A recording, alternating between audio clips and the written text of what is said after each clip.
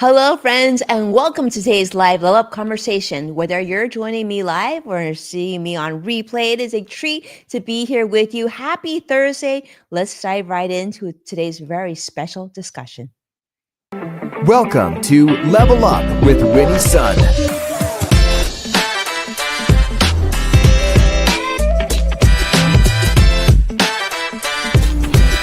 Award-winning financial pro. Get ready. Level Up with Winnie Sun.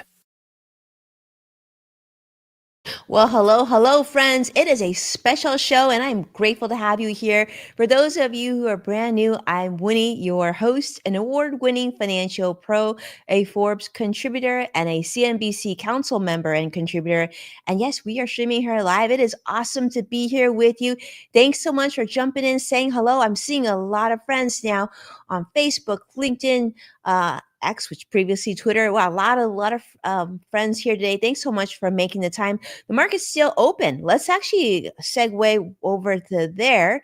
Unfortunately, it wasn't as positive news as we shared yesterday. The Dow is currently down 179 points. Nasdaq also in the red, down about 9 points, and the S&P 500 is down just a bit, down 4 points currently. So still some time to go. We'll definitely circle back before the show is over. But you know what you're really going to love is today's guest. I'm actually been looking forward to welcoming her to the show for quite some time. Kory Kogon, thank you so much. We are talking about leadership and productivity, and that is her specialty. She is the Vice President of Content Development at FranklinCovey, specializing in leadership consulting with a whopping 25 plus years of experience spanning over all sorts of frontline roles to executive leadership. She's someone that we can definitely learn a lot from. And for those of you who are joining us live, you're in for a treat. We're taking questions too. So during this interview, if you have any comments or questions, go ahead and put them right into wherever you're joining me live from. And I'll try my best to circle them and include them in today's discussion. As we mentioned, definitely this is a special show. We are talking about delivering practical blended solutions for transformational behavior, and of course, the co-author of 5 Choices: The Path to Extraordinary Productivity, a bestseller, in fact, a Wall Street Journal bestseller at ranking number 4 and moving higher, I'm sure, and co-authoring Project Management Essentials for Unofficial Project Manager and Presentation Advantage. This is going to be a very, very special discussion. Thank you so much, Kory, for being here, and welcome to the show. How are you today? I'm great, Winnie. Thank you so much for having me, and excited to be having this conversation with you and your audience. Oh, it is wonderful to be here with you. I feel like it's perfectly timed as we go into the end of the year here. I know a lot of our friends and audience here are looking for ways to not only level up for 2025, but also it's the gift giving season. I don't know about you, but one of my favorite things to do is to gift knowledge, and books definitely falls into that category. So we're going to jump right in, Kory, if you don't mind. I want to talk about leadership. We know that you believe that some of the most critical qualities that define great leaders, these are skills that we need in all facets of our life, all different stages of our life. So in today's fast-paced business environment, what do you think are the most critical qualities that are defining leaders today? You know, it's so interesting because I am deep in these conversations every day with my peers and with other companies and stuff like that. And it's almost like it's evolving every minute.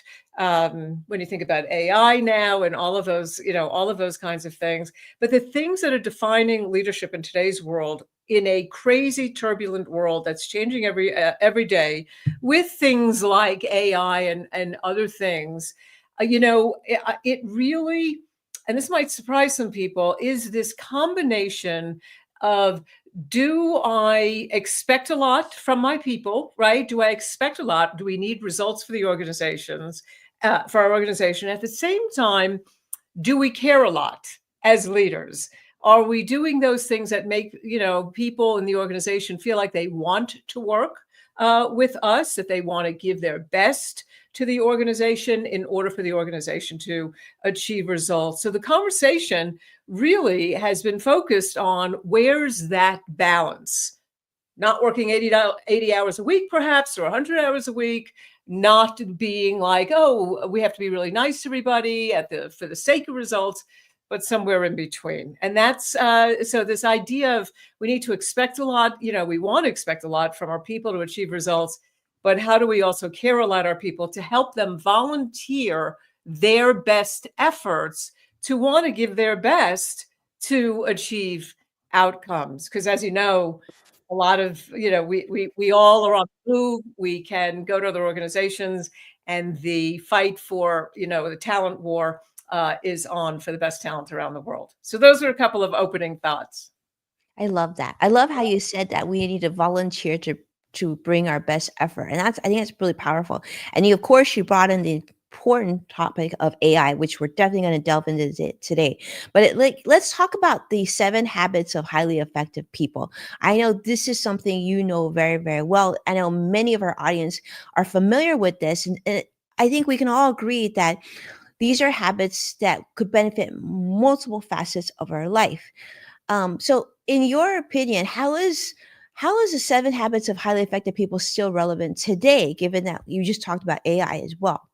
Well, I'm glad you said that, because I'm sure as many of your audience was just listening, they're going, wait, the 7 habits, that old thing, that's been around. My grandparents read that.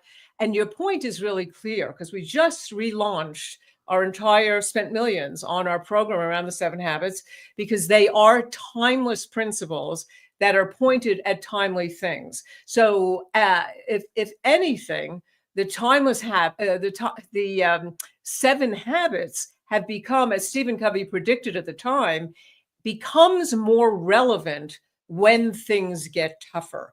So when we talk about things like being proactive, not reactive, and how do I get very self-aware of how I'm showing up, how I'm behaving, and whether you're a leader or an individual contributor or a leader in your community, etc. I mean, that's just really key. How do I not worry about things I can't do anything about? Meaning, am I operating in my circle of concern versus my circle of influence? Because we do that. We lay awake at night worrying about everything that's going on in the world. And how do I self-awaredly take my way out of that? How do I really get clear on where I'm headed? Very important this time of year. I know people are thinking about that. And how do I get things done? And of course, then how do I build relationships with other people? How do I really get good at listening and empathy, which is just one of the biggest skills we need in our hybrid, remote, crazy world? And how do we really creatively collaborate with others to really deal with agility, change, and innovation in today's world? So everything I just said to you is very contemporary, and the 7 habits underpins all of those things to bring people to be highly effective, whether they're individual contributors, leaders of teams, or senior leadership, or just a person trying to keep their family together and cope with the day-to-day of what's going out there on in the world. I love what you said about self-awareness. And I couldn't agree with you more on that, Corey. I mean, I think that self-awareness, that empathy that you talked about, it almost feels like these habits or these lessons are simply timeless.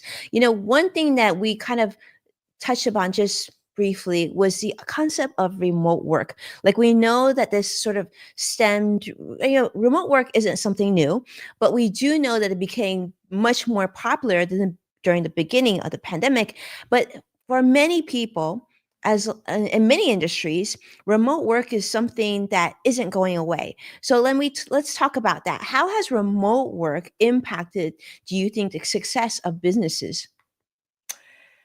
Well, do you have a few hours? Because it's such a big topic. I mean, we all went home. I have been working remote for many, many years. FranklinCovey is always, so it wasn't new to us. Okay. Uh, and really, there's so much to unpack with this. It's affected business. Here's what I have to say. Okay. If you, before the pandemic, were a low trust organization, I hate the word they use, toxic, but people didn't trust their bosses. I mean, you all know what I'm talking about. And then the pandemic hit and we all went home. There's a very good chance that those are within the group of companies that didn't make it through. Unlike those companies that had a high level of trust to start with, and then everybody went home, and suddenly trust became a very tangible connector globally around the world. So that to me, and to Stephen M.R. Covey, our world's expert on trust, made trust this tangible thing. We always like to say it's like when a fish gets out of the water, it suddenly realizes it can't breathe. Right? You don't know it until it's missing, kind of thing. Let's get real about how people were feeling and why I say that. Everybody went home. Some people were sitting at kitchen tables. Some people, like myself, were lucky enough to have offices. Some people, I spoke to somebody yesterday who was in a closet for many years, working, and we couldn't see what was going on. So we were making up stories in our head, being out here, like, what's going on? What are they thinking? And if leaders weren't communicating, it really tore things down. And then you have the leaders who were like, how do I know they're working? I can't see them either. And the whole micromanagement thing amplified, and, monitoring software and all those kinds of things. So I think people were terrified. I think they couldn't, it was hard to work with children, there. They were at the kitchen table or in a closet. There might have been low trust. But here's what I say. I'll go back to what I said about high trust organizations. When an organization has become really effective and high trust, and even moving up the levels of the 7 habits as a culture, then people are calm. They feel psychological safety, regardless of where they're located. And honestly, they can collaborate pretty well, even being remote. And of course, we all know the stories out there. Some organizations are remote. A lot of organizations are hybrid, which is good too. And a lot of, leaders are asking people to come back to the office for better collaboration. Last thing I'll say on this, mercifully, is it's interesting because I'll go back to trust again, and this idea of an effective, what we call the 7 habits effect, that kind of culture. When some leaders say, can you come back to the office because we want to collaborate? In a high trust organization, they're like, I get it. I'm in if I can be. Or together they choose to do something different. If you're in a low trust organization and the leader says, hey, I want you to come back to collaborate, they may not believe you, like, they just want to watch us, kind of thing. So there's so many dynamics with this, and this idea of a highly effective team, a highly effective organization is really critical to make the most of remote, hybrid, or in office in today's world. I love that you keep bringing the word back of trust, and I think we can't sort of emphasize that enough. We really need to go all in on this concept, because so many times you'll hear organizations say, well, it works because you're a smaller entity, right? Your smaller group, you can do that more effectively. You could have people work remotely. But if you go to a larger company and you got hundreds of thousands of employees, well, that doesn't work as well. And so we definitely need them to come in so we can see what they're doing. We can see that they're working. So, Kory, when you think about that, like, how can organizations practically implement the principles that you're teaching here about fostering a winning culture? I know that we don't have all day to do this, and I know everybody would love to hear you say, but maybe give us one nugget. Like, is there something that you say, you know what, this would be the starting point to going towards that trusting culture? Well, let me acknowledge, I always say this, I'm called a thought leader, a subject matter expert, and I always say, not expert, laboratory rat. And I say laboratory rat, no harm to rats, because I have to personally constantly work on building trust, building relationships. I'm an introvert. It's not my, it's not my go-to. And the reason I say that is because all of this work is really hard. None of this is like, oh, just do the 7 habits or leading at the speed of trust and life will be great. And I'll go back to what you said, Winnie, about self-awareness. Am I very self-aware am I socially aware of the people who report to me, and really in tune with their needs in combination with getting results? And so, particularly for these large organizations with tend to agree, maybe a smaller organization, they have a little more nimbleness, they're a little closer. But I do think that a large organization is fractals of that. And so you have teams that are working. And so there are small entities within the larger one. So I would say that if there was one thing that leaders really need to do, or a couple of things: get really clear on the performance or who the organization is. And it's amazing. You might go, boy, that sounds so simple, but it's amazing how many people in an organization do not know either what the goals of their team is, the goals of the team above them, their mission, their vision, to really create purpose. So are the leaders communicating with their team? Here's our mission, here's our vision, here's what our team does together, and does it in concert with them, not like, here, this is what I'm telling you it is. Are our goals aligned? Are we in alignment?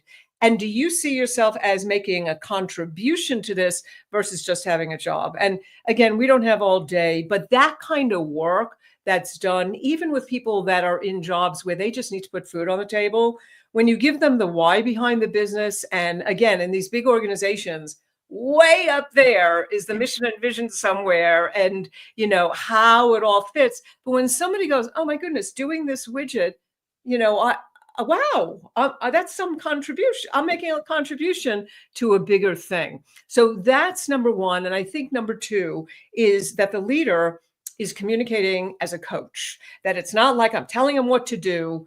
We are setting those goals so that the leader can get out of the way, not abdicate, but not micromanage, and really get out of the way of the people and let their talent show up in order to do the work, and work on an outcome basis with them, with a coaching mindset of how I'm helping them without telling them what to do, but really tapping into the potential that they have and inviting them to the party. And when people feel involved, that engages them, and they go, this person is pretty good. I might stick around for a while. So I'll stop there. Those are a couple of things to start a leader on the way to helping, really engage their people and get results, regardless of if they're remote, hybrid, or in the office.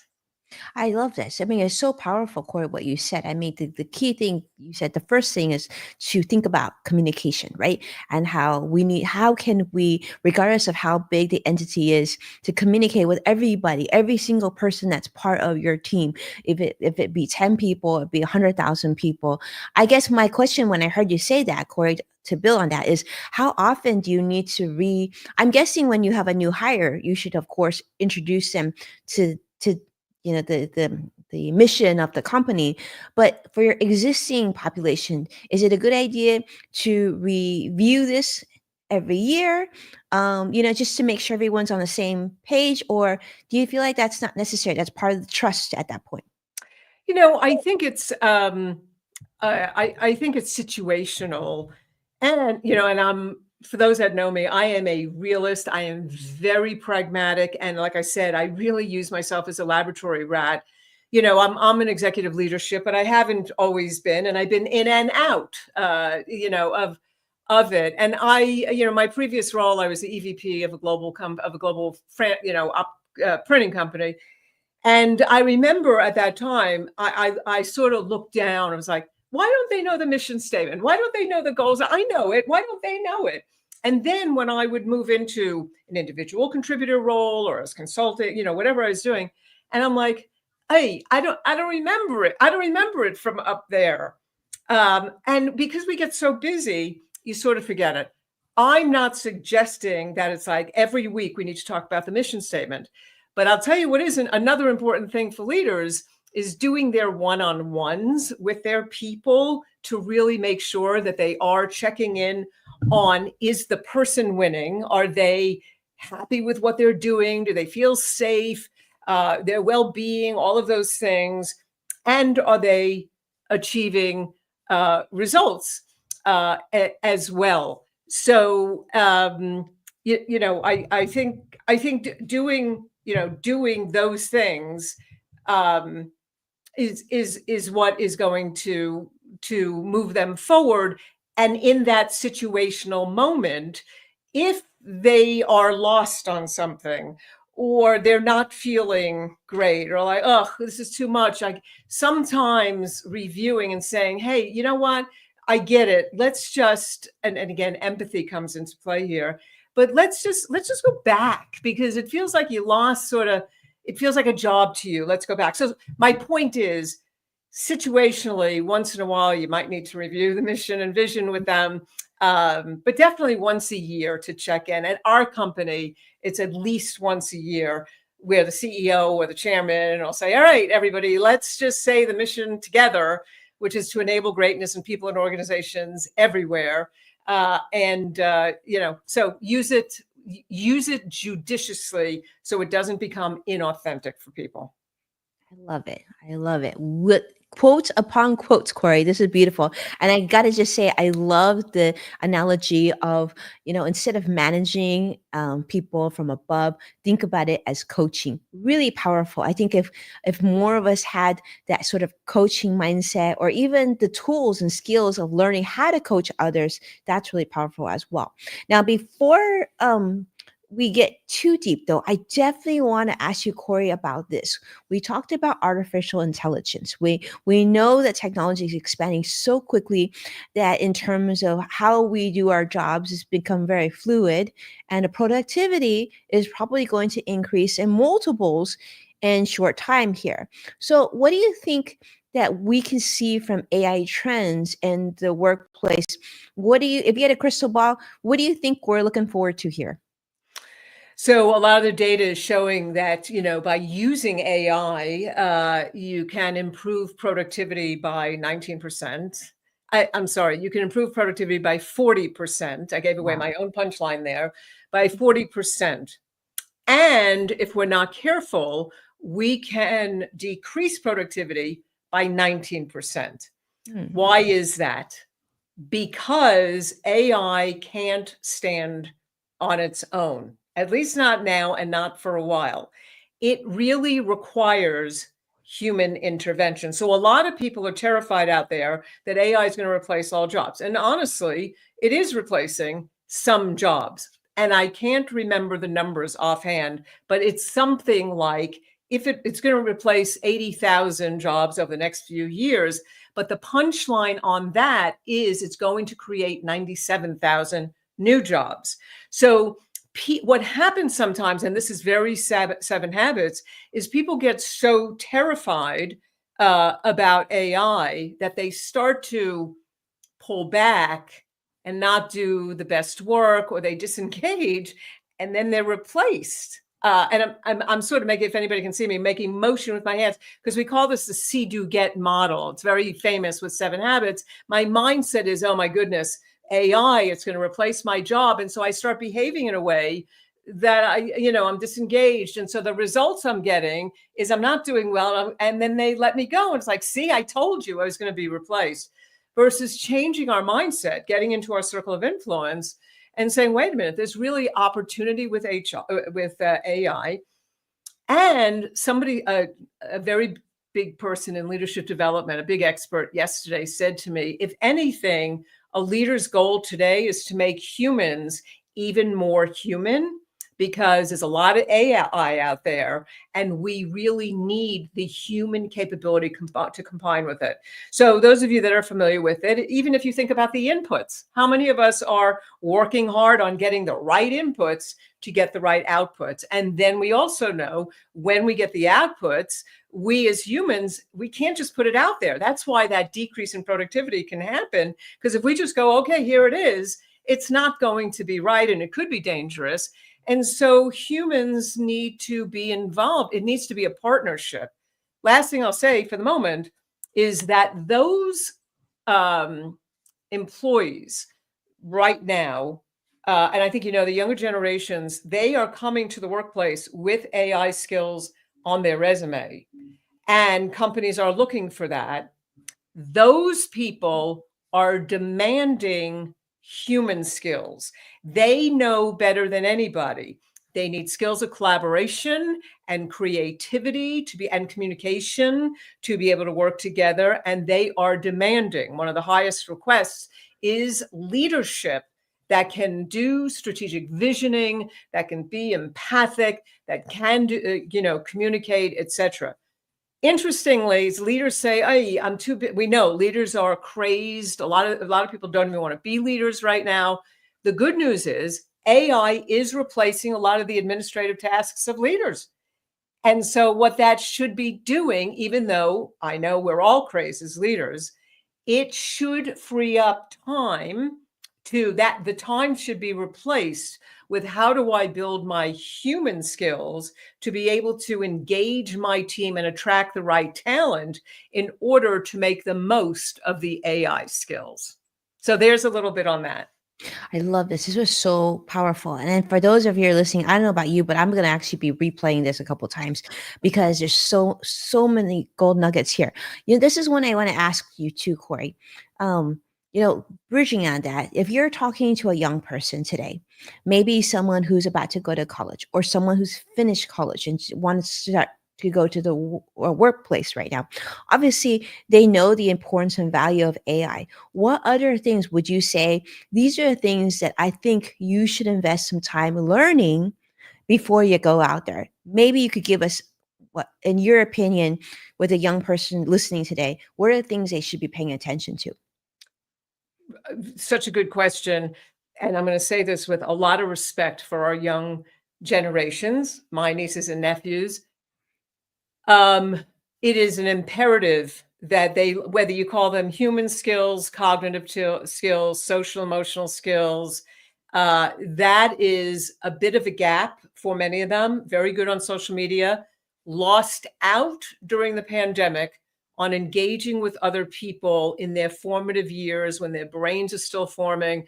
My nieces were at Penn State, couldn't graduate, were screaming in pain because they lost the social connection with people. And then they were also locked in the house on social media.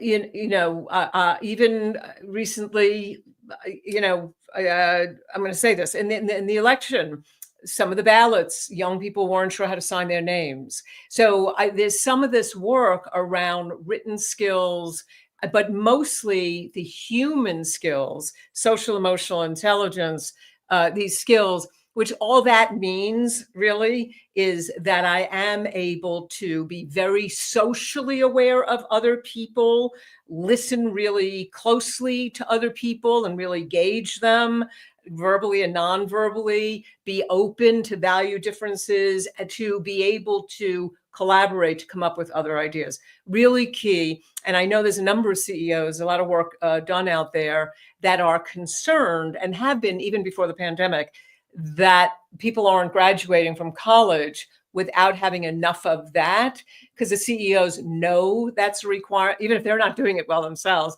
they know that's the requirement in their companies. And about 45% of CEOs that were in a particular study were concerned that their organization may not be here in 10 years based on the onset of technology and this need for human skill combination.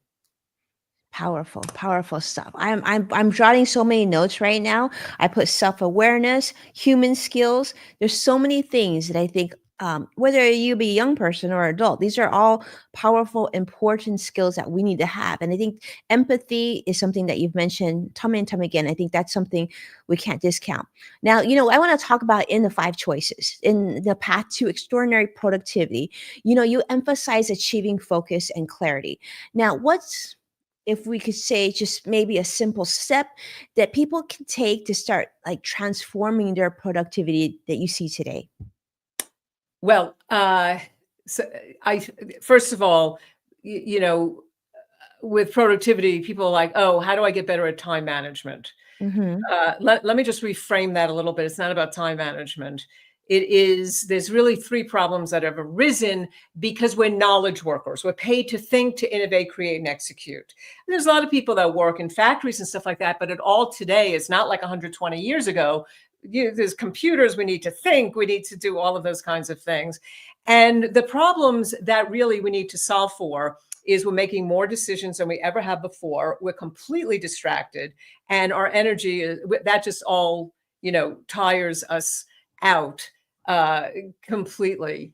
And so, when you say one thing, one of the things to even get ready for working on the five choices is to get again, I'm going to go back to self-awareness, that we need to be more intentional and less in survival mode, because everybody is completely overwhelmed today, more than I have ever seen. Crazed. And what happens is, even if you think about your email coming in or text coming in, we just sort of scroll through them and try to get it done because our brain operates sequentially. And at the end of the day, we go, oh, wait, where'd the day go? I got nothing done. And so this idea of how do I get really conscious of what's going on in my world, and then think about, and I'll make this really simple, the things that are coming in, can I get better at, well, wait a minute, what's most important, less important, not important, and really do some good scheduling on, I got to get these really important things done, and I'm not going to lose focus on that. And I'm going to learn to say no to some of those other things that I might just be automatically doing without even thinking about it. So again, this consciousness, even jotting down, like, let me just jot down what I do in a day and what's one or two things that I realize that self-imposed. I'm like, I don't need to do that. I don't need to help 10 people on these things that they're asking me for. Not that I don't want to be a team player, but I'm being an accommodator, and find those one or two things and really focus on a couple of things that are really important. Get those one or two things done, and it'll just relieve you. And I'll finish that by saying, there are days, I told you I'm very real and to the point. There are days that I just get one really good, might be a long email or some communication that I know is really key. Like sometimes at night, I'm like, I got that done, I'm good. So I hope those are a couple of tips. Kory Kogon, incredible, incredible. I love this. Definitely, I want to say that this has been such an important, I think, and very timely discussion. Kory, is there anything else that I should have asked you that I didn't ask you already?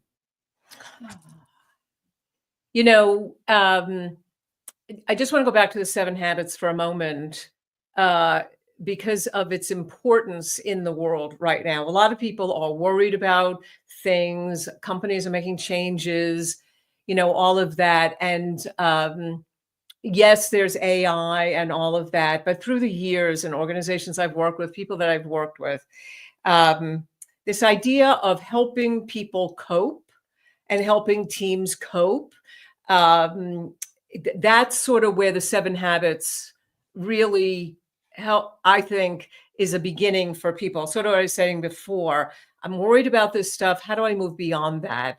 And think about things and say things like, you know what? I may not be able to change the fact that my company is doing something different, but what can I do? And how can I really get clear on where I'm headed and really schedule that? And like I said, and become more aware of the people around me that maybe could help me and build my network. And I can help them, kind of thing. And the last thing I'll say, what you should have asked me, is it hard? And I said it was hard, but what does it take to do any of that stuff, whether it's the 5 choices or the 7 habits or anything else? Stephen said, sharpen the saw. It was habit 7. I'm here to tell you, this is really hard work. I think it's mental gymnastics and physical gymnastics. And I think people know by 4 o'clock in the afternoon, when somebody is trying to have an argument with you, you're like, you know what? I haven't eaten, had anything to drink. I have no reserves. Sharpen the saw, meaning you got to take care of yourself, mind, body, heart, spirit. You got to fuel the fire in order to be able to do the hard work that it takes to really be highly effective. But if you can be highly effective, even with some of the things that I said, it will relieve you and help you get through some of the stuff that we're dealing with in the world today. And you'll come out on top a lot more times. I love it. Grateful, truly grateful, Kory, for having the time and spending the time together. I've learned so much, and I hope that those of you who've joined us live feel that way as well. I think we all know what we need to do, right? So definitely check out the website, FranklinCovey.com. The 7 Habits Effect is there. You can see it on the screen there. And of course, if you want to follow Kory, where should people go if they want to follow more of what you're working on today? Best place to go to is LinkedIn and the website. You'll find me there, but happy to talk to anybody on LinkedIn. You'll see some stuff happening.